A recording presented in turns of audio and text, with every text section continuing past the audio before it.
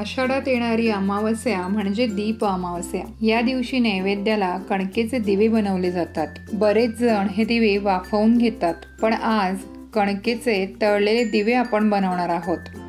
Hello, मी Jyoti and welcome to my channel परिपूर्ण आहार।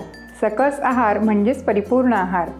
चला तर मग बघूया आपली आजची रेसिपी। त्यासाठी लागणार आहे 2 कप जाड कणिक। जाड कणिक नसेल तर रोजच्या वापरातली कणिक घेऊन 2 चमचे बारीक रवा वापरला तरीही चालेल आणि 1 कप किसून घेतलेला गूळ। सुरुवातीला आपल्याला गुळाचं पाणी बनवून तयार करायचं आहे। त्यासाठी एका भांड्यात किसून घेतलेला गूळ घालून घ्यायचा आणि त्याच वाटीने मोजून अर्धा कप पाणी घालायचं। ह्या पाण्यामध्ये आपल्याला हा गूळ संपूर्ण विरघळून घ्यायचा आहे। तुम्ही जर गुळाचे खडे वापरणार असाल तर थोडंसं कोमट पाणी वापरलं तरीही चालेल। हा गूळ आपल्याला पाण्यामध्ये संपूर्ण विरघळून घ्यायचा आहे। गूळ पाण्यामध्ये विरघळेपर्यंत बाजूला ठेवून देऊ। आता एका परातीमध्ये घेतलेली कणिक घ्यायची आहे। त्यात अगदी चिमूटभर मीठ घालायचं। 2 टेबलस्पून तेल घालायचं आहे।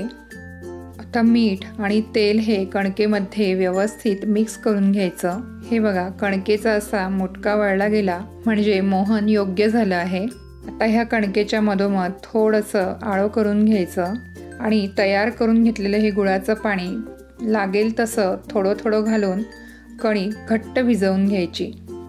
कणिक भिजवत असताना जर हाताला जास्त चिकट जाणवलं तर घेतलेली 1 कप जास्तीची कणिक यामध्ये थोडी थोडी करून घालायची।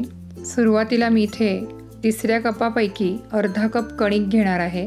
अजूनही आपलं पीठ थोडंसं चिकटच वाटतंय, म्हणून 3ऱ्या कपापैकी उरलेली अर्धा कप कणिकही यामध्ये मळून घ्यायची आहे। कणिक छान मळून तयार झाली आहे। आपल्या नेहमीच्या कणकेसारखी ही मळली जात नाही। आता ही कणिक झाकून 15 ते 20 मिनिटे मुरण्यासाठी बाजूला ठेवून द्यायची। 15 मिनिटं झाली आहेत। कणिक छान मुरली आहे। हिला पुन्हा एकदा एकसारखं करून घ्यायचं आणि याचे एकसारख्या आकाराचे गोळे बनवून घ्यायचे। ह्या गोळ्यांना हाताच्या सहाय्याने मळून याचा एकसारखा असा गोळा बनवून घ्यायचा। सगळे गोळे बनवून झाले। आता यापैकी एक गोळा घेऊन याला असं मधोमध अंगठ्याने किंवा तर्जनीने मधोमध होल करून घ्यायचं आणि ह्या बोटांनी मोदकाची किंवा पुरणाची पारी बनवतो त्याप्रमाणे हा गोळा फिरवून याचा दिवा बनवून घ्यायचा। अशा प्रकारे परातीत किंवा सपाट भागावरती गोळा ठेवून बोटाच्या सहाय्याने फिरवल्यास दिवा पटकन बनून तयार होतो आणि त्याला आकारही छान येतो। दिव्याची वाटी बनवून तयार झाली की याला एका ठिकाणी वात लावण्यासाठी अशा प्रकारे बोटांच्या सहाय्याने चिमटा घ्यायचा। आणखीन एक दिवा करून दाखवते।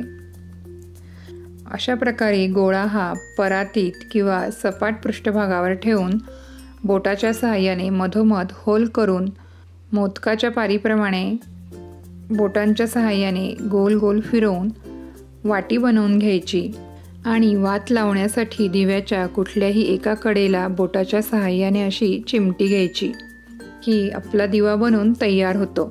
हे बघा, किती छान असा आपला दिवा बनून तयार झाला आहे। शेवटचा दिवा मी हा असा वाटीसारखाच ठेवला आहे। आता अशाच प्रकारे मी सगळे दिवे बनवून तयार करून घेतलेत। दिवे बनवून तयार होत होते तोपर्यंत मी तेलही गरम करत ठेवलं होतं। एक छोटासा कणकेचा गोळा तेलामध्ये सोडून बघू। कणकेभोवती बुडबुडे आलेत, पण लगेचच गोळा वर आला नाही। इतकंच आपल्याला तेल हे गरम करून घ्यायचं आहे। आता ह्या तेलामध्ये एकदम सगळे दिवे न सोडता 3 ते 4 दिवे एका वेळी आपल्याला तळून घ्यायचे आहेत।